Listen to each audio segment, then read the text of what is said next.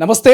రాష్ట్ర వ్యాప్తంగా ఇప్పటికే దాదాపు 7 మంది ఎమ్మెల్సీలు, అటు 7 మంది ఎమ్మెల్యేలంతా కూడా కారు దిగి కాంగ్రెస్ తీర్థం పుచ్చుకున్నారు. మరో 10 మంది కూడా కారు దిగడానికి సిద్ధంగా ఉన్నట్టు తెలుస్తోంది. ఇప్పటికే సోషల్ మీడియాలో ప్రచారం అవుతుంది. సో దీనికి ఇప్పటికే ప్రతిపక్ష బీఆర్ఎస్ పార్టీ పెద్ద ఎత్తున మండిపడుతున్నది.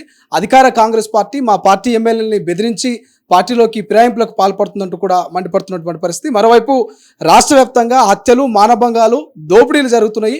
సో దీనికి నైతిక బాధ్యత ముఖ్యమంత్రి గారు వహించాలి, హోమ్ మినిస్టర్ని నియమించాలి, హోమ్ మినిస్టర్ శాఖ అంటూ కూడా పెద్ద ఎత్తున నిరసన వ్యక్తం చేస్తున్నటువంటి పరిస్థితి. మాట్లాడదాం ఇదే అంశం మీద. ఎమ్మెల్సీ మహేష్ కుమార్ గౌడ్ గారు ఉన్నారు. మహేష్ కుమార్ గౌడ్ గారు ఎట్లా చూస్తారు బీఆర్ఎస్ పార్టీ నేతల కామెంట్స్? పార్టీ ఫిరాయింపులకు కాంగ్రెస్ పాల్పడుతుంది అంటున్నారు.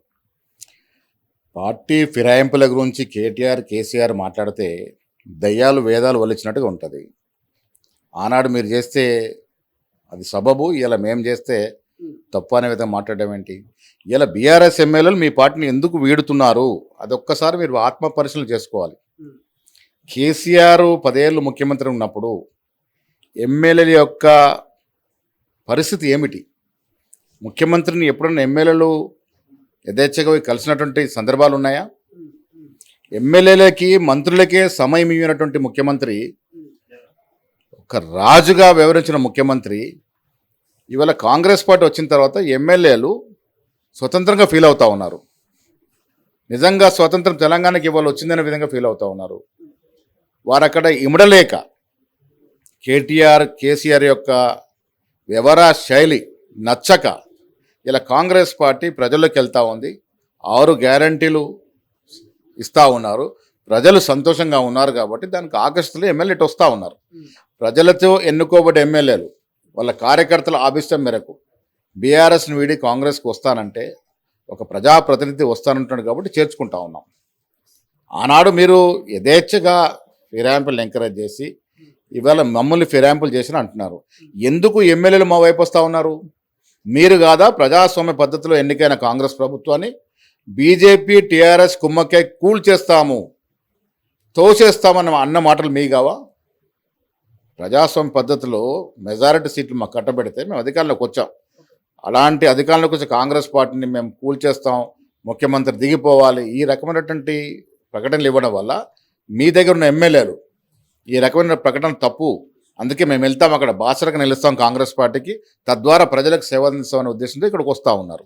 వాళ్ళు చేసుకుంటా ఉన్నాం. ఉమ్మడి రంగారెడ్డికి సంబంధించినటువంటి 6 మంది ఎమ్మెల్యేలు ఖచ్చితంగా రేపో మాపో జాయిన్ కాబోతున్నట్టున్నారు. 6 మందేనా, ఇంకెవరైనా చేరే అవకాశం ఉందా? మీకు ఏమైనా టచ్లో ఉన్నారా? ఒకరొకరుగా వస్తూ ఉన్నారు. మేము కూడా చేర్చుకునే ముందు అక్కడ ఉన్నటువంటి స్థానిక పరిస్థితులు, స్థానికంగా కాంగ్రెస్ పార్టీ నాయకత్వం వీళ్ళందరూ సంప్రదింపులు జరుపుతూ ఉన్నాము.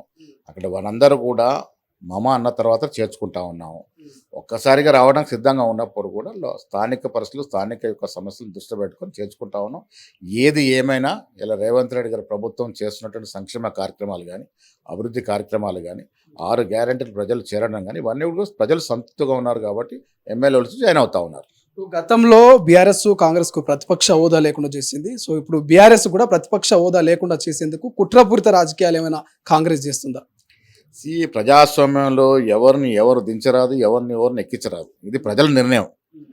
కేసీఆర్ గారు 10 ఏళ్ళుగా రాజ్యం వెళ్ళినప్పుడు ప్రజాస్వామ్యాన్ని, రాజ్యాంగాన్ని తుంగల తొక్కి ప్రజాపాలన చేశారు. ఇవాళ నిజమైన ప్రజాపాలన కాంగ్రెస్ పార్టీ అందిస్తూ ఉంది. దానికి ఆకర్షితులే వాళ్ళు వస్తూ ఉన్నారు. ఇంకా నాకు తెలిసి కొద్ది తర్వాత టీఆర్ఎస్ పార్టీలో తండ్రి కొడుకులు తప్ప ఎవరు మిగిలరని నా ఉద్దేశం. ఆఖరికి కేసీఆర్ మేనలైన హరీష్ రావు కూతురైన కవిత కూడా ఆ పార్టీలో ఉంటారో లేదో అనుమానం. కాంగ్రెస్లో బీఆర్ఎస్ విలీనం అవుతుంది అన్నటువంటి స్టేట్మెంట్లు బీజేపీ నాయకులు చేస్తున్నారు. సో ఇది నిజమయ్యే అవకాశం ఉందా? కాంగ్రెస్లో బీఆర్ఎస్ విలీనం అవుతుందంటారా? ప్రజలతో ఎన్నుకోబడ్డ ప్రజాప్రతినిధులు వస్తూ ఉన్నారు. ఆ పార్టీ విలీనమైతే మేమెందుకు చేర్చుకుంటాము? వారు ఆల్రెడీ లోపాయకారిగా బీజేపీతో విలీనమే ఉన్నారు. వాళ్ళు గత ఎన్నికల్లో, పార్లమెంట్ ఎన్నికల్లో చూస్తే, అసెంబ్లీ ఎన్నికల్లో టీఆర్ఎస్కి పడ్డ ఓట్లన్నీ కూడా బీజేపీకి ఎందుకు పోయినాయి? ఎవరు ట్రాన్స్ఫర్ చేశారు? ఎవరు ప్రోద్బలంతో కార్యకర్తలకు పనిచేశారు? ఇవాళ బీజేపీ ఎంపీలు 8 గెలవడానికి టీఆర్ఎస్ పార్టీ చేసిన సహకారం ప్రజలందరూ తెలుసు. సో 10 ఏళ్ళుగా మీరు లోపాయకర ఒప్పందంలో బీజేపీతో ఉన్నారు. మైనారిటీ ఓట్ల కోసం లేనట్టుగా నటించినారు. కానీ ప్రజలకు అర్థమైంది అది. బీజేపీ, బీఆర్ఎస్ పార్టీ వేరు కాదు. ఇవి రెండు కూడా పెత్తందారి పార్టీలు. నిజమైన పీదల పార్టీ కాంగ్రెస్ పార్టీ. అందుకే కాంగ్రెస్ పార్టీ ప్రజలు ఎన్నుకున్నారు. ఎస్, ఇక రాష్ట్రంలో గత 6-7 నెలల నుంచి కూడా అటు హత్యలు, మానభంగాలు, దోపిడీలు జరుగుతూ ఉన్నాయి. సో హోమ్ మినిస్టర్ నియమించాలనేది ప్రధానంగా ప్రతిపక్షాల డిమాండ్. సో దీని పట్ల ఎట్లా చూస్తారు? ఎవరు బాధ్యత వహిస్తారు దీనికి? హోమ్ మినిస్టర్ ఉన్నా లేకున్నా శాంతి భద్రతల డిపార్ట్మెంట్ ఎప్పుడో ముఖ్యమంత్రి వద్దే ఉంటుంది. ఇవాళ వారి వద్దే ఉన్నది. హత్యలు, దోపిడీలు అని చెప్తా ఉన్నారు. లెక్కలు తీయండి. మీరు 10 ఏళ్ళు పాలన చేసినప్పుడు జరిగిన హత్యలు, దోపిడీలు, భూ కబ్జాలు ఎన్ని జరిగిన ఒకసారి లెక్కలు తీయండి. ఈ 6 నెలల్లో జరిగినటువంటి క్రైమ్ రికార్డ్స్ తీయండి. అప్పటికి ఇప్పటికీ చాలా తక్కువ. క్రైమ్ రేటు తగ్గింది, భూ కబ్జాలు తగ్గినాయి, దోపిడీలు, దొంగతనాలు తగ్గినాయి. ఇవన్నీ కూడా పసలైన ఆరోపణలు చేస్తూ ఉన్నారు. ముఖ్యమంత్రి గారి దగ్గర హోంశాఖ ఉన్నది, అది సమర్థవంతంగా పనిచేస్తూ ఉన్నది. ఇక విద్యార్థుల విషయానికి వస్తే ఎట్లా మెగా డిఎస్సి కావచ్చు, గ్రూప్ 2, గ్రూప్ 1కి సంబంధించినటువంటి ఇప్పటికే విద్యార్థులు మిమ్మల్ని కలిసే ప్రయత్నం చేస్తారు. నిరుద్యోగులు వాళ్ళ పక్షాన ఎటువంటి సానుకూల ప్రభావం ఉండే అవకాశం ఉందా రాష్ట్ర ప్రభుత్వం నుంచి? విద్యార్థులు, నిరుద్యోగుల విషయంలో కాంగ్రెస్ పార్టీ ఇచ్చిన వాగ్దానానికి వెనక్కిపోయేది లేదు. కానీ విద్యార్థులకు, నిరుద్యోగులకు మనవి చేస్తూ ఉన్నాను. 10 ఏళ్ళ టీఆర్ఎస్ పాలనలో మనకు వచ్చిన ఉద్యోగాల సంఖ్య ఎంత? ఎన్ని ఉద్యోగాలు ఇచ్చారు వాళ్ళు? ప్రభుత్వ ఉద్యోగాలు 10 ఏళ్లలో 40,000 దాటలే. మరి అప్పుడు మనం ఏం చేసాం? ఇవాళ 6 నెలలు కాలే కాంగ్రెస్ ప్రభుత్వం వచ్చి. 6 నెలలలో అంటే 2 నెలల లోపల 30,000 ఉద్యోగాలు ఇచ్చాం. ఇంకా ఇచ్చే ప్రయత్నం జరుగుతూ ఉంది. 1,00,000 ఉద్యోగాలు ఇవ్వడానికి సిద్ధంగా ఉంది ప్రభుత్వము. 5 ఏళ్లలో 2 లక్షల ఉద్యోగాలు ఇచ్చి తీరుతాము. దీంట్లో వెనక్కిపోయేది లేదు. తొందరపడకుండా సమయస్ఫూర్తితో కార్యక్రమాలు చేసుకోవాల్సిన అవసరం ఉన్నది. విద్యార్థులకు కానీ, నిరుద్యోగులకు కానీ, రైతులకు కానీ, ఇతరత్ర సామాజిక వర్గాలకు కానీ కాంగ్రెస్ పార్టీ ఇచ్చిన వాగ్దానం పరిపూర్ణంగా పూరిస్తుంది. దాంట్లో ఏం అనుమానం లేదు. వాళ్ళ పార్లమెంటరీ సమీక్ష నిర్వహించారు. సమీక్షలో ప్రధానంగా మీరు ఓటమికి కారణాలు ఏమనుకున్నారు? పార్లమెంట్లో మళ్ళీ చెప్తాను, పార్లమెంట్లో మేము 10 నుంచి 14 సీట్లు ఆశించినాము, రావాల్సి ఉండే. కానీ టీఆర్ఎస్ పార్టీ ఇంత బలహీనపడుతుందని, టీఆర్ఎస్ క్యాడర్ అంతా కూడా బీజేపీ పనిచేస్తారని, ఆ పైనుంచి కేసీఆర్, కేటీఆర్ ఇలాంటి నాటకాలు ఆడతారని మేము ఊహించలేదు. సో టీఆర్ఎస్కు పోయిన అసెంబ్లీ ఎన్నికల్లో పడ్డటువంటి 76% ఓట్లు అయితే ఉన్నాయో, 76 లక్షల ఓట్లు ఏవైతే ఉన్నాయో అవన్నీ కూడా సమూలంగా బీజేపీకి ట్రాన్స్ఫర్ అయినాయి.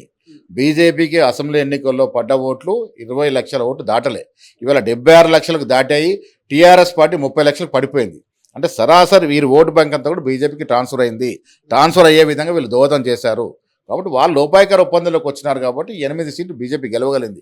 లేకుంటే 2-3 సీట్లు గెలవాల్సిన అవసరం లేకుండా, అంత అవకాశం కూడా లేకుండే. Thank you so much. ఇది విద్యార్థుల విషయంలో ఖచ్చితంగా ఇచ్చిన మాటను నిలబెట్టుకుంటామంటూ రాష్ట్ర ప్రభుత్వం చెప్తుంది. ఇక ఎమ్మెల్సీ మహేష్ కుమార్ గౌడ్ చెప్తున్నటువంటి పరిస్థితి. కేవలం ప్రతిపక్షాలు బురద జల్లే ప్రయత్నం చేస్తున్నట్లు. కెమెరా పర్సన్ అజయ్తో శ్రీశైలం, తొలి వెలుగు, హైదరాబాద్. అసలైన తొలి వెలుగు. ఫాలో వాట్సాప్ @తొలి వెలుగు official.